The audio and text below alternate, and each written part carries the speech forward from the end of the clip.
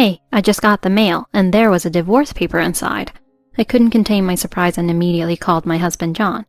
Oh, good. That's settled then. Take care of it, will you? My mom also agreed to the divorce. I can't believe he's just sending me something like this out of the blue. What about Meg? You can take Meg. Oh, poor thing. A mother who's never home.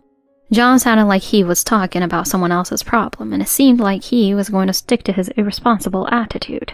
It seemed like he had no idea about our daughter Meg either. His mother Linda seemed to be there with him, and I could hear her voice as if he had put the call on speaker mode. John deserves a younger, more capable woman. I don't need a daughter-in-law who's always slacking off on her chores. Just leave quietly, please. John is trying to make me look like a lazy housewife and boost his own status. Even if I tried to prove the truth here, it wouldn't reach Linda's ears. More than anything, I'm tired of this relationship. The thought that now might be the right time to leave flickered through my mind. More than anything, if I were to throw everything away, John and Linda's lives would change drastically. My name is Ashley James, and I'm 43 years old. I work for a company that operates resorts nationwide. Due to the nature of my job, I often go on business trips to resort hotels in various locations. I live with my husband John and our daughter Meg in a house that's under my name. John, who is 2 years older than me, doesn't do any housework. Due to Linda's parenting philosophy, he firmly believes that men shouldn't do housework. John's father is already deceased, but he was probably the same way. During my business trips, John doesn't seem to do anything. Of course, I try to manage by cleaning, doing laundry, and preparing meals in advance, but it's not nearly enough to cover extended periods. The cooperation of the two family members is essential. However, when I return from my trips, I often find Meg exhausted. Meg is a middle schooler, and just her school life alone is busy enough. It's too much for her to bear the burden of John's share of the housework as well. Once when I returned from a business trip on the last train, Meg, fresh out of the bath and rubbing her sleepy eyes, came to greet me. I'm home. Welcome back, Mom. You must be sleepy. Thank you for coming to greet me. Here's a souvenir for you. Wow, thank you. It looks delicious. Meg's eyes light up when she sees sweets. She always expresses her joy honestly when I bring her something. Meg's face brightened when she saw the souvenir, but then she suddenly burst into tears when she saw something in the corner of the room. Following Meg's gaze, I saw a mountain of laundry. I folded and organized them neatly. I approached the pile and dug through it. On top of the neatly folded laundry was a pile of dirty clothes. It was clearly John's doing. This would surely discourage Meg, who had done the housework. It's okay. We can wash the dirty clothes tomorrow. But Meg seemed unconvinced. She probably felt like her efforts had been wasted. I did everything properly, but Dad always does this. It's easy to imagine. Since he doesn't do housework, he has no idea what would upset me or Meg. He does things that would make anyone doing the work feel discouraged. Maybe it was common for men of a past generation, but it's unacceptable in this day and age. I could only hug Meg and try to calm her down. Then John appeared. What's all the noise? Do you know what time it is? Why did you leave your dirty clothes here? Meg had neatly folded everything. I didn't notice. I don't care about your issues. What a selfish thing to say. Making noise in the middle of the night is much worse. He slammed the door shut. I had so many things I wanted to say to him, to tell him that he was the selfish one. Meg couldn't hold back anymore and started crying hard. My anger towards John was uncontrollable, but arguing here would only make things worse. I took Meg to her room and decided to stay with her until she fell asleep. I was also tired from the business trip, but it was a tough experience. John's lack of interest in household matters wasn't a new thing. Even after we got married and had a daughter, and I had to take time off work, he showed no intention of helping with the housework. Ashley, you'll have to take time off from next month. You can't work for a while after giving birth. Yes, maternity leave. It's unavoidable. Is it absolutely necessary to take it? Of course, it's the law. What a strange law. You can go back to work right after giving birth, right? At the very least, I won't be able to for 6 to 8 weeks. Besides, I don't know what my physical condition will be like, and taking care of a baby is a lot of work. There you go again with physical condition. You can make it sound however you want. You just don't want to work. You can ask a babysitter or someone to take care of the baby. Stop complaining and go to work. I was filled with anxiety about my first childbirth. I had no idea if I could smoothly return to work, but John talked about it as if it were a simple matter. There seemed to be a huge gap between us. In the end, John continued his usual lifestyle, not caring for Meg in his spare time. I ended up juggling housework, childcare, and work. The early days after giving birth were incredibly busy, and I often felt down. But it's amazing how you get used to things. The company was very considerate, and I was able to somehow manage to work even while raising a child. It was also helpful that Meg was a calm baby. Now, 14 years later, Meg has grown up and helps around the house. I was able to focus on my work with peace of mind. John's current job is a part-time job at a casino. He used to work as a full-time employee in the food service industry, but quit 3 years ago. I'm going to do something bigger. I'll make ends meet with a part-time job for a while. It might be tough, but trust me and watch over me. I accepted his words and decided to support the household financially for the time being.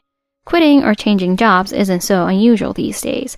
I'm not someone who will end up here. I'm overflowing with talent, and there are people who support that. Of course, my family will support me too, right? It seemed like John had a dream, and I wanted to support him warmly. The problem was that the temporary life he mentioned dragged on and on. I was getting fed up with John's part-time job lifestyle. I could manage because I was earning well, but normally our finances would have collapsed long ago. One day, Linda came to visit. She lives nearby and sometimes comes to see John. Hello. Oh, Meg, you've grown so much. Grandma, we just saw each other recently. I haven't changed that much. Is that so? After the usual exchange, Linda settled on the living room sofa. Next to her, like an offering, was an expensive-looking handbag. Linda gave off the air of a wealthy woman. I served tea on the coffee table. Tea is Linda's favorite. Oh, don't trouble yourself, but isn't this tea bag cheap?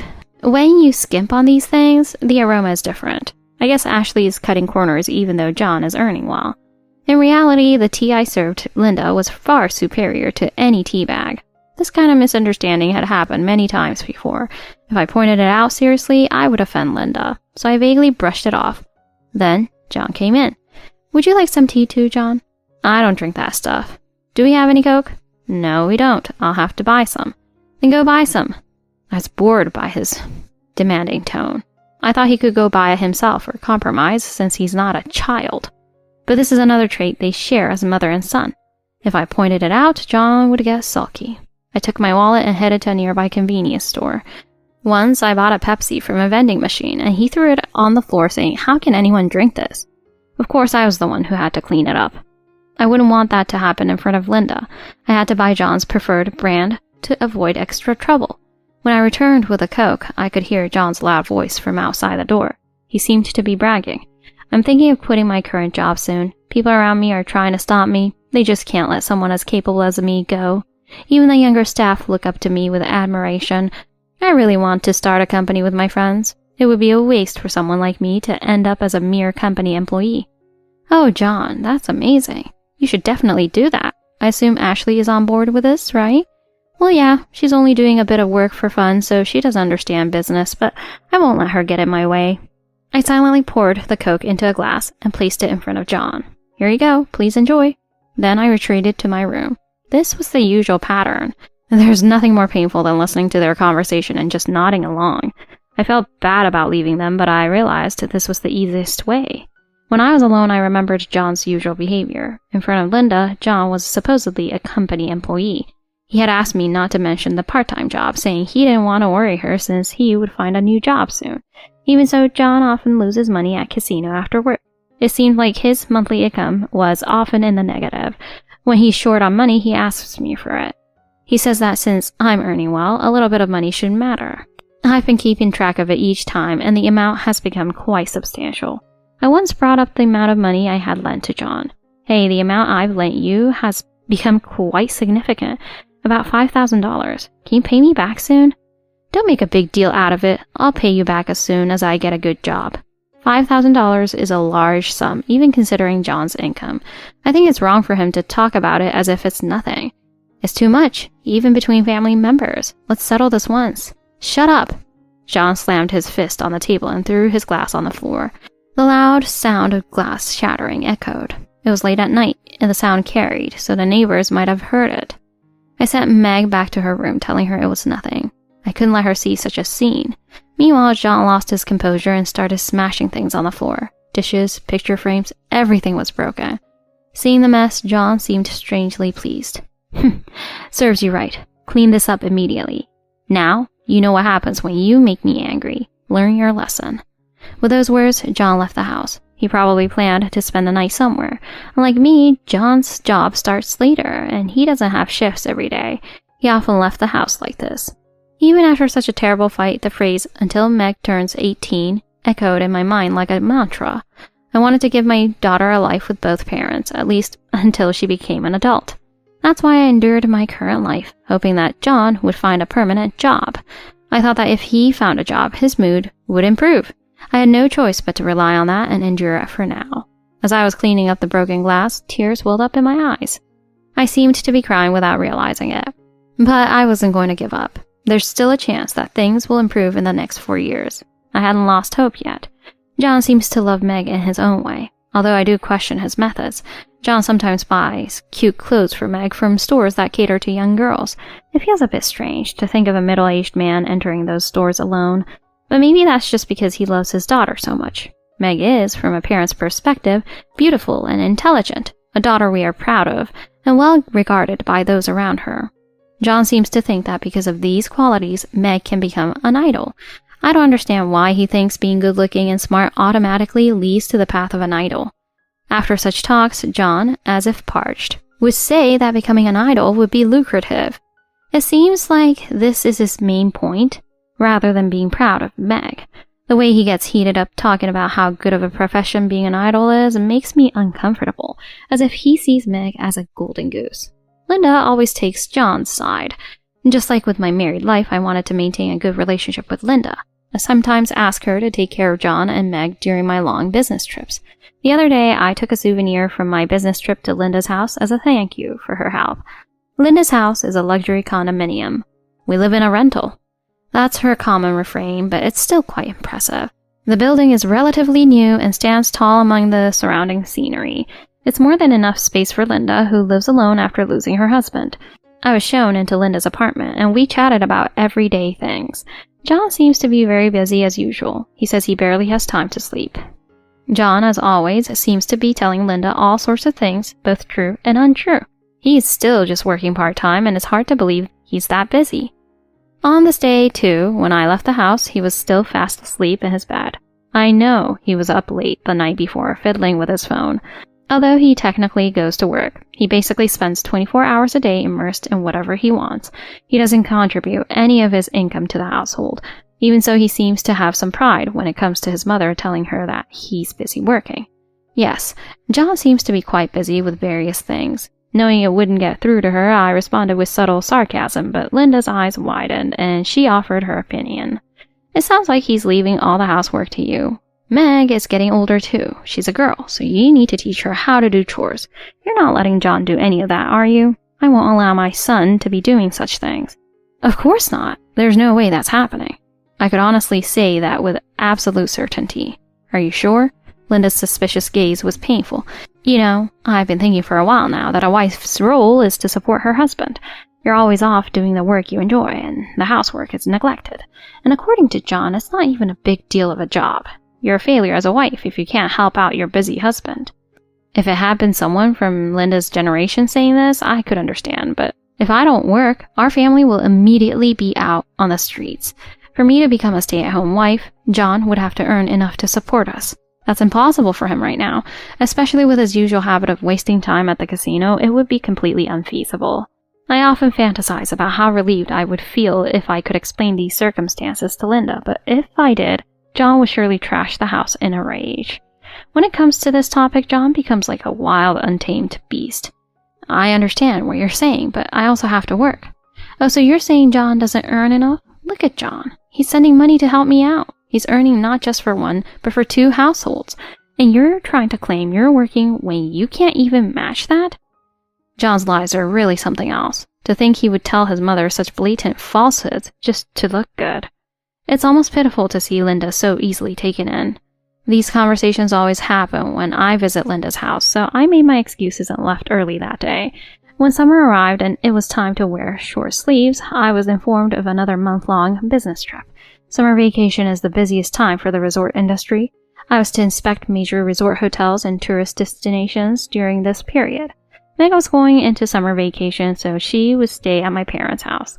As for John, I decided to leave him to his own devices since he was an adult. Based on his past behavior, I figured he would probably spend his days at Linda's place and commute to his casino job from there.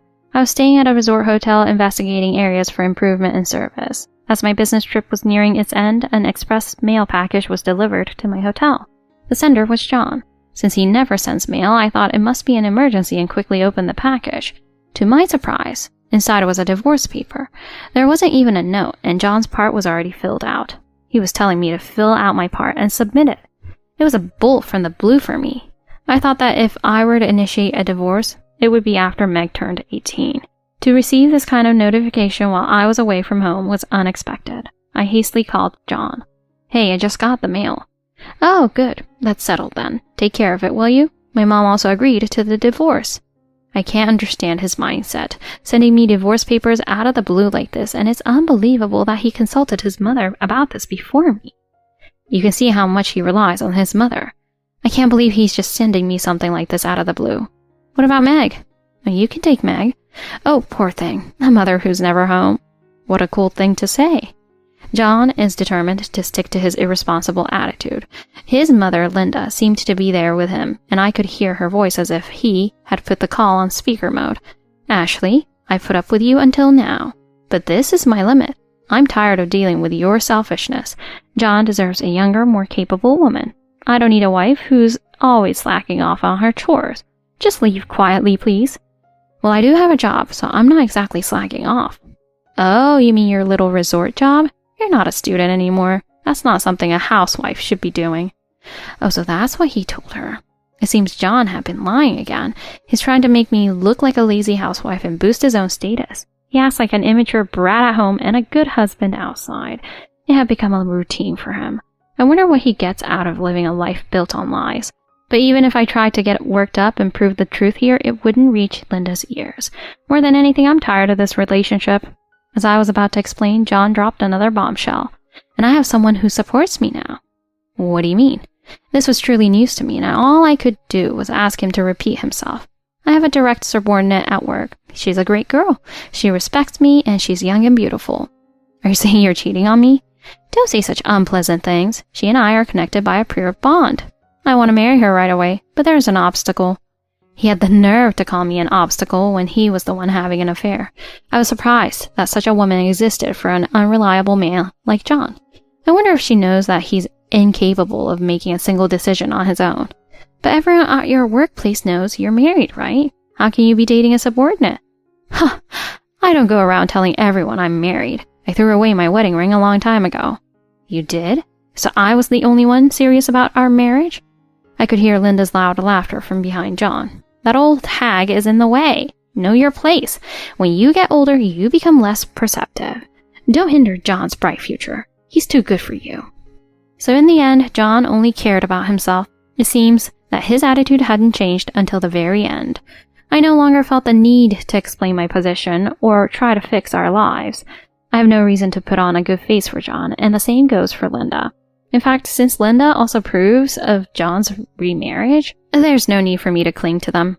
Yes, a younger, more agreeable wife is much better. I saw a picture of her. She's very beautiful, with striking features. You can't even compare. I see. Very well. It seems Linda and John's minds are made up. Listening to their conversation, I also made up my mind. A sense of relief slowly spread through my chest. I'm finally free.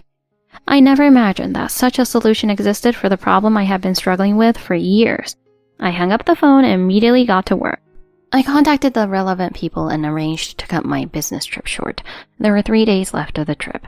In between calls, I also filled out the divorce papers. I returned to my hometown that same day and submitted the divorce papers at the courthouse. They were accepted as a routine procedure, which was anticlimactic. I realized that divorce is just another event in life, like moving or giving birth. When I stepped outside, the air felt fresher. Busy days are ahead. I steeled myself and headed to my next destination. After returning to my hometown, I've been staying at my parents' house for a while. Meg is with me, which is reassuring since it's summer vacation. Meg, listen to me carefully. What is it? Your dad and I are getting a divorce. Contrary to my expectations, Meg had a bright smile on her face. Mom, that's great. Now you're free. Meg, is that what you really thought? When you were with Dad, you always had a tense expression. You look much more relaxed now. I see. Meg repeatedly said it was a good thing and seemed happy about the divorce. The matter of the divorce was accepted. My planned business trip was over, but there was no problem with me staying at my parents' house, and I haven't heard from John. It seems like John and his family were split in two, with him staying at Linda's. It felt strange that the divorce went through so easily. I'm planning to find a new place soon and move in with Meg. I was commuting to work from my parents' house and relaxing after returning when John and Linda suddenly showed up without any notice. The doorbell rang repeatedly. Yes, who is it? When I couldn't take it anymore and went outside, John and Linda were standing there, their faces red. Stay back, Meg. This could be dangerous. I instinctively sensed danger and ushered Meg inside.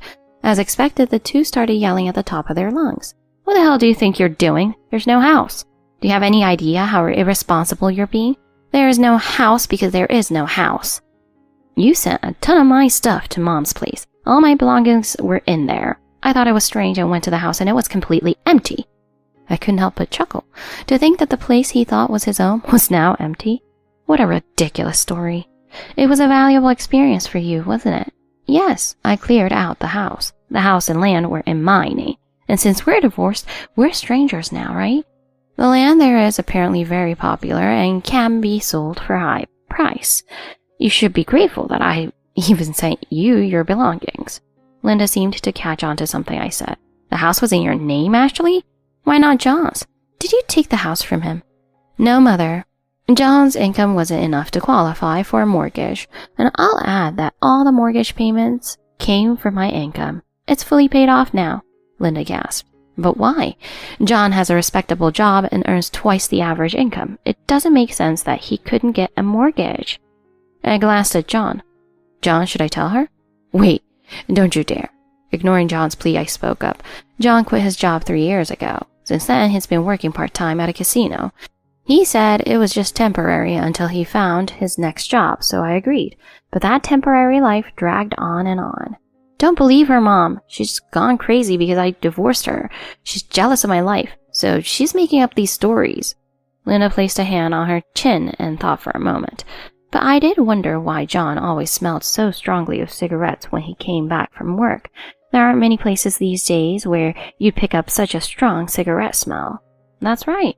John not only worked at the casino but also gambled himself after work.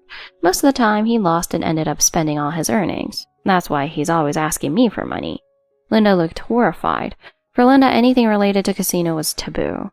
That's why John never mentioned it to her. John was desperately trying to restrain his mother, but Linda's momentum didn't stop. So you're saying you have enough money to lend to John? Yes, I have a managerial position at a resort company. It's not just a resort job. I was the one providing for the family, and I was also the one paying your rent, Mother. I've been working to maintain John's fabricated life. I don't know what lies he's been telling you. I glanced at the postcard in Linda's hand. Linda noticed my gaze and turned bright red. So that's what this is about. As you can see, this postcard is a rent overdue notice. I thought it was strange that the payments stopped as soon as you got divorced. When I asked John, he just brushed it off, saying he'd take care of it. Ah, that's John's specialty, isn't it? Saying he'll take care of it and then just ignore the problem. Anyway, since he kept up the charade of having money for you, Mother, he should have kept up the lie, even if he had to struggle. But I guess that was impossible for John, who has no income or savings. John, in a fit of rage, approached me yelling, Don't you dare make a fool of me. Talking about me not having money, that's incredibly rude. If I wanted to, I could make money. Then why didn't you contribute any money to your mother in the past month? His loud voice suddenly became quiet. It seemed I had hit the nail on the head. Every time I went on a long business trip, you always went straight to your mother's, right? You're a grown man. How could you not be embarrassed? Shut up. How dare you, a mere wife, talk to me like that? I'm the head of the James family. I won't allow you to disobey me. Linda, with her eyes narrowed, seemed to dislike my strong attitude. Since when did you become so bossy? John is the breadwinner of the family. I can't forgive you for neglecting him. You're right, Mother. Maybe John does need a gentle and supportive wife, but even such a wife would probably run away after learning about his current situation. What do you mean? There's no better man than John. You're the evil woman who's been wasting his money and time. Linda's words gave John a boost, and he started talking proudly. You see, my mother trusts me. unlike you, a housewife who just plays around all day. Then how about you contribute some of the money you've been sponging off your mother? That's... While John hesitated, I quickly followed up. It's not just that he has no money, he's also in debt. The word debt made Linda tremble. It must have been something she hadn't expected. I took out my phone and showed them a picture. It was a photo of a certain IOU. Why do you have that? I found it while organizing your belongings. I had suspected for a while that you had debts, but I decided not to interfere. I never imagined it would amount to this much. I switched the screen on my phone. This time it showed a handwritten note. This is the amount I personally lent you. It's over $10,000 now. I'm sorry, but I'll have to prioritize collecting this. We're strangers now, so I won't go easy on you. John, what is this all about? Linda grabbed John's collar. Your job, your money, it was all lies? Have you ever told me a single truth? What am I supposed to trust about you? Linda, who had been blindly supporting John until now, seemed to have finally reached her limit. It seemed like the lies John had been telling had reached their limit too. With his backup gone, John resorted to tearful pleas. Mom, I'm your only son, right? Please believe anything your precious son says. Don't be silly. I've been taking care of you because I thought you were doing well in society. Why would I trust someone who just lazes around at home and at work? Linda seemed to have completely lost faith in John.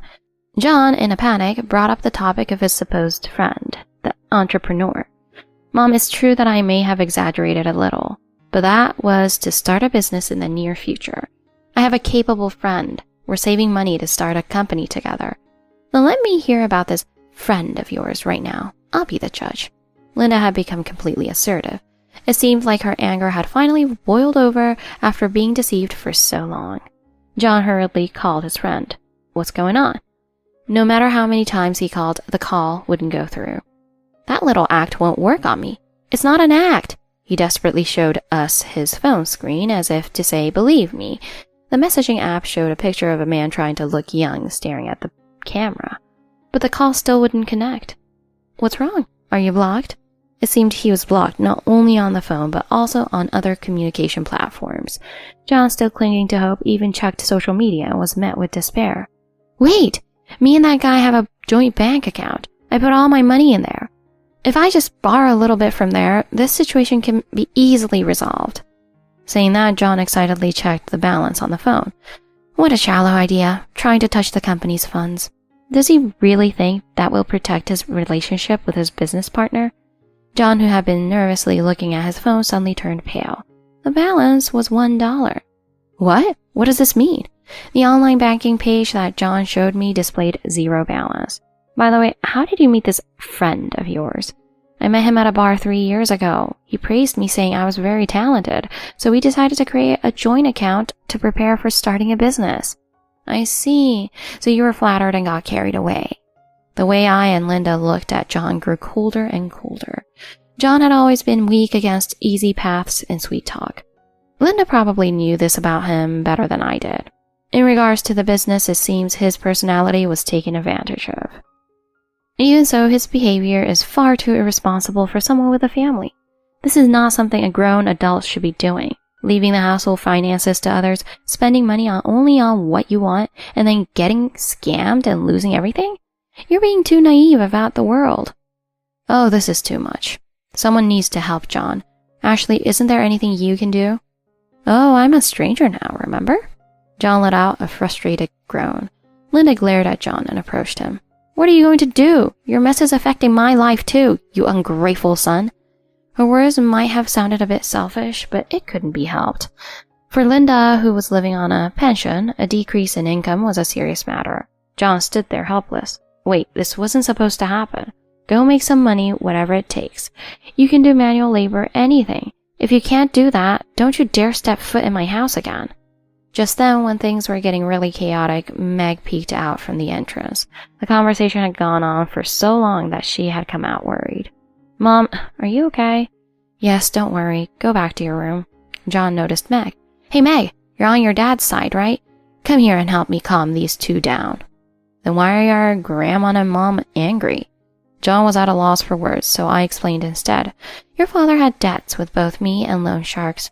He was also having an affair and is trying to marry that woman. He also lied to your grandmother, saying his business was doing well. Summarizing it so concisely made it sound even worse.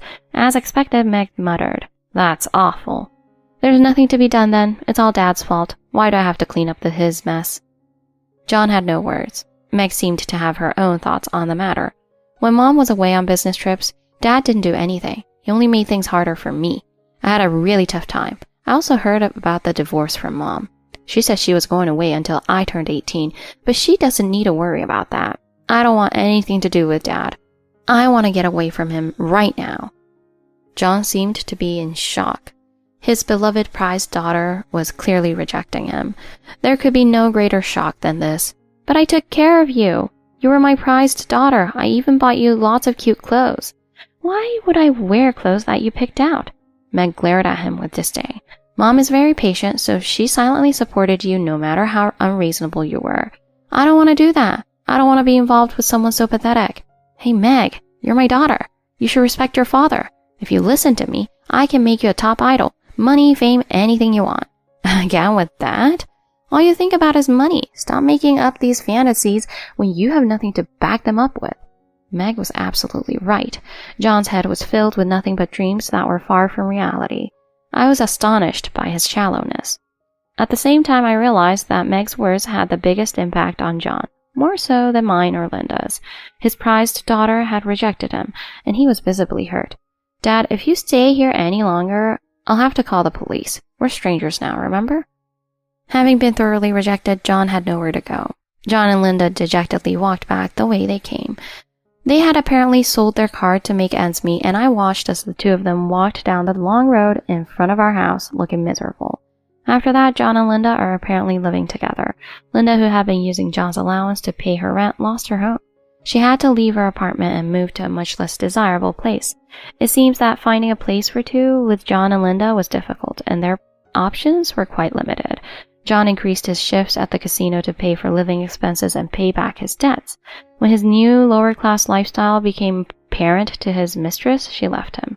Moreover, he could no longer talk about his prized business plan, so he lost half his charm.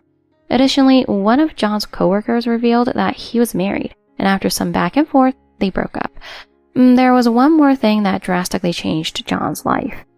It turned out that the people John owed money to were shady loan sharks. They went a legitimate business, and their debt collection methods were harsh, sometimes showing up at his workplace and harassing him for hours. John is always on edge, constantly looking around, and he moves around in a skittish, restless manner. As these rumors spread, I happened to come across a news report. It was about the arrest of the man who had scammed John by promising to start a business with him. I remembered his face well because John had shown me his picture many times when he was trying to contact him. It turned out that he had swindled money from multiple people using similar tactics. The stolen money had already been spent, so none of it would be returned to John. Meanwhile, I was able to collect the money I had lent to John first. This severed my ties with John. I also had the income from selling the house, so I built a new house and started a new life with Meg. This new house is so comfortable.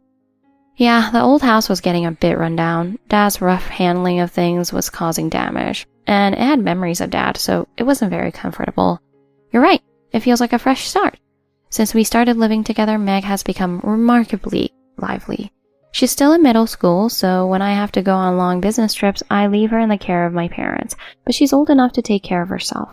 When I'm late from work, she prepares dinner and waits for me. I have a souvenir for you today. I bought a cake. Yay, I'm so happy. Meg is a bit more mature now, but she still gets excited about sweets, and she skillfully prepares dinner. We sat down at the dinner table. Today's hamburgers are delicious. How did you make them? I used this recipe. Meg pointed to a recipe website on her phone. I see. You can do anything with a smartphone these days. As I was admiring her, she said something unexpected. I want to be a chef in the future. After a moment of surprise, I nodded enthusiastically. That's wonderful, Meg. You're so good at cooking. You can definitely do it. Yeah, when I'm in high school, I want to work part-time at a restaurant. I'll support you. I'm so happy that you've grown up to be such a responsible person. I realized that Meg was now old enough to think about her future. She discovered her love for cooking while taking care of the house. I want to cherish not only my own career, but also Meg's dreams.